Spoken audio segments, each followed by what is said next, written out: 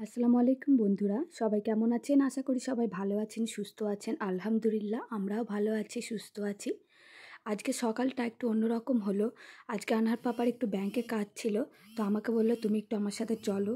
তো আমার ব্যাংকে সাধারণত যাওয়া হয় না বন্ধুরা, আর অনেক দিন ধরেই আনহার পাপাকে বলে রেখেছিলাম তুমি যদি ব্যাংকে যাও আমাকে একটু সাথে করে নিয়ে যেও, আমি একটু শিখে নেব। কারণ ওই দিকের ব্যাপারটা আমি একটু কাঁচাই আছি ব্যাংকের দিকে। তো আমাদের এখানে জগদীশপুরে এসবিআই ব্যাংক আছে, তো ওখানে উনি নিয়ে গেলেন। ওনার কিছু মানে পরিবর্তন করার ছিল, নাম এক্সচেঞ্জ করার ছিল, তারপর ক্রেডিট কার্ড নেওয়ার ছিল। সেই সব কারণের জন্যই আজকে মূলত ব্যাংকে যাওয়া। আর তার সাথে আমিও একটু কিছু শিখে নেবো বলেই ব্যাংকে যাওয়া। এখানে দেখুন আনার পাপা আমাকে এত বড় একটা ফর্ম দিয়ে দিয়েছে, আর তার সাথে কি কেওয়াইসি কী সব ফর্ম বলে ওইগুলো আমায় দিয়ে দিয়েছে, সেগুলো আমি ফিল আপ করতে বসেছি। আর ভাবলাম একটু আপনাদের সাথে শেয়ার করে দিই। আর ব্যাংকটা বেশ ভালো, একদম ফাঁকা ফাঁকা ছিল। আর কর্মচারীরা যারা ছিলেন তারা খুব ভালোভাবে সহযোগিতা করে সব কিছু বুঝিয়ে দিয়েছিলেন। দীর্ঘ ৩-৪ ঘন্টা ব্যাংকেই লেগে গেল সময়, জানেন বন্ধুরা। ব্যাংকে যাওয়া মানে হাতে সময় নিয়ে যাওয়া। তারপর ঘরে এসে আর খাওয়া দাওয়া করে নিই, আনহাও ঘুমিয়ে পড়েছিল।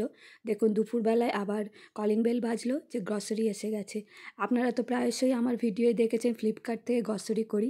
তো এবারে আমাদের রোজা আসছে সামনে, তো সেই উপলক্ষে দেখুন কত তেল তুলেছি বন্ধুরা। কিন্তু এই সমস্ত তেল আমরা খাবো না, এটা আপনারা ভাবেন না। এখানে কিছু তেল, কিছু ছোলা, চানা যা কিছু আছে কিছু মানুষকে দেওয়ার জন্যও আছে। সেইগুলোর জন্যই এত কিছু অর্ডার করা হয়েছে। ফ্লিপকার্টে একটা সুবিধা এই যে সব একই জায়গায় সব কিছু পেয়ে যায়। তো দেখুন এখানে সব কিছুই এসে গেছে। এবার এর মধ্যে যেগুলো বাপি দেবেন সেগুলোকে আলাদা করে নেব, এবং যেগুলো আমাদের সেগুলো ঘরের আমাদের যে স্টোর বক্স আছে সেটাতে লাগিয়ে ঢুকিয়ে দেব। আর তার সাথে দেখুন ছোট্ট একটা মধুও ফ্রি দিয়েছে। এটা কি দোকানে দেবে? দেবে না, এটা ফ্লিপকার্টেই দেবে। তারপর দেখুন বন্ধুরা বিকেলবেলায় আনার পাপা বললো চুড়িদারগুলো সেলাই করতে দিয়ে চলে আসি চলুন। তো চুড়িদারের যে ওড়নাগুলো হয় সেগুলো তো বের করে নিতে হয়, তাই ভাবলাম একটু আপনাদেরকে পরে দেখিয়ে দিই ওড়নাগুলো কত বড় আর কত চওড়া। তো এই পিসগুলোর ওড়নাগুলো চওড়া বলেই আরও ভালো লাগে। দেখুন পুরো গাটা কভার হয়ে যায়। আর এইগুলোকে আমি সব আলাদা করে নিচ্ছি যাবো বলে টেলারে, না হলে তো টেলারে লাইনও পাবো না। তারপর বন্ধুরা টেলারে চলে এসে দেখি এত লাইন। এই এলিট টেলারটাই বন্ধুরা এত লাইন হয়। আমার আশেপাশে যারা ভিউয়ার্স আছে তারাও কমেন্ট করে জানাবেন তো যে এই টেলারে আপনারাও চুড়িদার সেলাই করতে দেন কি না। এখানে দেখুন সুন্দর করে পিস পিস করে আমি চুড়িদারগুলো নিয়ে চলে এসেছি। আর মায়ের একটা চুড়িদারের পিসও এনেছি মাপ দেওয়ার জন্য। তাও দেখুন বন্ধুরা এখানেও 1.5 ঘন্টা লাইন দিয়ে দাঁড়িয়ে থেকে থেকে তবে চুড়িদারের মাপ নেওয়া হলো। মানে বোর হয়ে যাচ্ছি, যেখানেই যাচ্ছি সেখানেই লাইন। সামনে ঈদ আসছে না, ওই জন্যই এত লাইন, এত ভিড় সব জায়গায়। আর বন্ধুরা আরেকটা কথা বলে দিই, সিজনের জন্য আবার 10 টাকা বাড়িয়েও দিয়েছে, 230 টাকা নর্মাল সেলাই করে দিয়েছে। আজকে বন্ধুরা আমার ভিডিওয় আনহাকে পাবেন না, কারণ সকাল থেকে আমরা হাজব্যান্ড ওয়াইফ এত কাজে ব্যস্ত ছিলাম, সেই জন্য আনহাকে দেখতেই পাবেন না। এই আনহার জন্য একটু পেয়ারা কেনা হলো, ফল কেনা হলো, তারপর একটু ছাদে উঠছি। প্রায় আজান দিয়েই দেবে, ওই জন্য তাড়াতাড়ি উঠছি ছাদে আনহাজকে নিয়ে। আনহা উঠে পড়েছে ঘুম থেকে, ও তো আমাকে খুব তোলপাড় করছে যে তুমি আবারও আমাকে নিয়ে যাওনি। পাপা সব জানে, তাও কর কর কর মাম্মি। হ্যাঁ সব জানে কোনটা মাম্মি।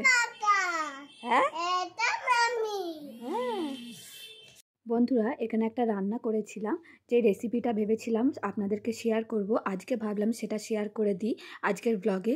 এখানে বোনলেস চিকেনগুলোকে আমি এত সুন্দর করে একটা রেসিপির রূপ দিয়েছি, যেটা ভেবেছি শেয়ার করব আপনাদের সাথে। আপনারা যদি বোনলেস চিকেন খেতে না চান নর্মাল রান্নার সাথে, তাহলে এইভাবে চিকেনটাকে রান্না করে দেখবেন, অসাধারণ খেতে লাগবে। যখনই চিকেন আনা হয় সেতে একটু করে বোনলেস চিকেন যেগুলো থাকে সেগুলো একটু একটু করে জমা করে আমি রেখে দিই। তারপর কোনো সময় এই রকম পদ্ধতিতে রান্না করে আমরা খাই বাড়িতে। তো ভাবলাম আজকে সেটা আপনাদের শেয়ার করে দিই। এখানে কিছু বোনলেস চিকেনগুলোকে আমি ভালো করে ম্যারিনেট করে নিয়েছি। এই ম্যারিনেশনের মধ্যে আমি দিয়েছিলাম টক দই, আদা রসুন লঙ্কার গুঁড়ো, জিরের গুঁড়ো, একটু বিরিয়ানির মশলা, একটু তন্দুরি মশলা। এই সব উপকরণ দিয়ে ভালো করে ম্যারিনেট করে আমি 2 ঘন্টা রেখে দিয়েছিলাম ফ্রিজের ভেতরে। তারপর দেখুন ম্যারিনেশন, হ্যাঁ বন্ধুরা লেবুও দেবেন একটু, লেবু দিলেও টক ভাবটা বেশি ভালো হয়। তো এখানে ম্যারিনেশনটাকে আমি চামচের সাহায্যে অল্প একটু তেল প্যানে দিয়ে একে একে দিয়ে দিচ্ছি পরপর। আমাদের বাড়িতেই প্রায়শই এই বোনলেস চিকেন আনা হলে আমি এইভাবে রান্না করে থাকি। আর বোনলেস চিকেন তো বন্ধুরা কেউই খেতে চায় না, সত্যি কথা বলতে। কারণ যখন চিকেন আনা হয় তার লেগ পিস বলুন, হাড়যুক্ত মাংস বলুন, এইগুলোই বেশিরভাগ সবাই খেতে চায়। আর বোনলেস চিকেনগুলো রয়েই যায়। ওই জন্য আমি বুদ্ধি করে বোনলেস চিকেনগুলো প্রথমেই কাঁচা অবস্থায় আমি রেখে দিতাম। এখানে দেখুন আনহার পাপা এসে বলছে, হয়েছে হয়েছে, কতক্ষণ লাগবে? হ্যাঁ, কত সেন্ট উঠছে, কখন খাবো কখন খাবো। কারণ উনি এটা খেতে খুব পছন্দ করে, সেই জন্যই আমি এটাকে বারে বারে করে রাখি। কিন্তু বন্ধুরা, শুধু চিকেনটাকে পুড়িয়েই আমি শেষ না, আমি ওটাকে একটা সুন্দর গ্রেভি করে রুটি দিয়ে খাওয়ার জন্য প্রস্তুত করছি। আপনারা তো চিকেন এরকম নর্মাল করেই রেখে দেন পুড়িয়ে, কিন্তু আমি ওই পুরানো চিকেনটাকে আবার সুন্দর করে রান্না করে আপনাদের দেখাবো। বন্ধুরা, ওইদিকে তো দেখতেই পেলেন তেলটাকে গরম করে আমি পেঁয়াজটাকে লাল করে তুলে নিয়েছি গ্রেভি করার জন্য। আর এখানে তেলের মধ্যে একটু লং, এলাচ, দালচিনি সব কিছু দিয়ে নাড়াচাড়া করে পেঁয়াজের গ্রেভিটাকেও ভালোভাবে দিয়ে দিলাম। দিয়ে এবার ভালোভাবে ফুটিয়ে নেব। দেখুন, তারপর চিকেনগুলোকে দিয়ে দিলাম। চিকেনের যে পোড়া অংশটা কড়াইয়ে ধরে গেছে সেটাকেও কুড়ে কুড়ে ভালো করে দিয়ে দেবেন, তবেই পোড়া পোড়া একটা সেন্টও আসবে আর খেতে খুব সুন্দরও লাগবে। দেখুন আমি কত সুন্দর কষা কষা করে ভাজা ভাজা করে কষিয়ে নিচ্ছি চিকেনটাকে, মানে যেটা তন্দুরির মতো করেছিলাম। তারপর দেখুন ওপর থেকে ধনেপাতা দিয়ে আরও এর টেস্টটাকে আমি বাড়িয়ে দিয়েছি। আর এটাকে যত স্পাইসি করবেন তত খেতে ভালোও লাগবে।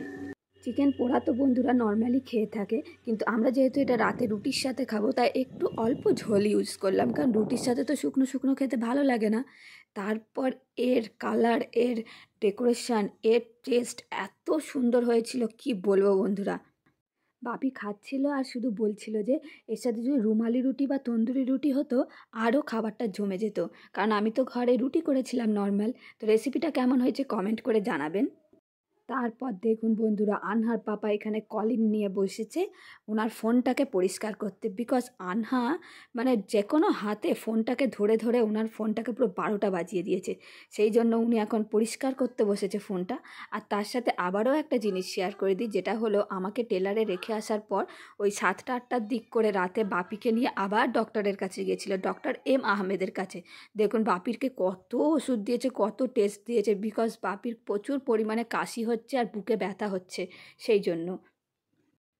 আজকের দিনে আমাদের সাথে অনেক কিছু হয়ে গেছে, কোনটা ছেড়ে কোনটা শেয়ার করবো আমি বুঝতেই পারছি না।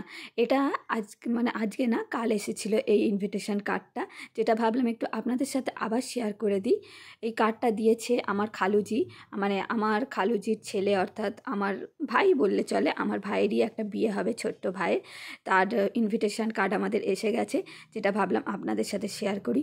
অনেক দিন ধরে আনার পাপাকে বলছিলাম একটাও বিয়ের নিমন্ত্রণ আসছে না, ভালো লাগছে না ভালো লাগছে না। ফাইনালি আবার একটা বিয়ের নিমন্ত্রণে এসে গেছে, যেটা হবে ঈদের 4 দিন পর। মানে ব্যাস, খুব দারুণ। একেই তো ঈদ, আনন্দ, তার মধ্যে বিয়ে বাড়ি, খুবই ভালো লাগে তাই না? এই জন্য খুশির খবরটাও আপনাদের দিয়ে দিলাম, এর সাথে সাথে আজকে ব্লগটাও এন্ড করে দিলাম। কেমন হয়েছে বলবেন বন্ধুরা আজকের ব্লগ। আজকে সারাদিনে আনহার একটুও ভিডিও আমি করতে পারিনি, আজকে আমাদেরই সব কিছু দিয়ে আজকের ব্লগটা শেয়ার করে দিলাম। সবাইকে ভালো থাকবেন, সুস্থ থাকবেন, আল্লাহ হাফেজ।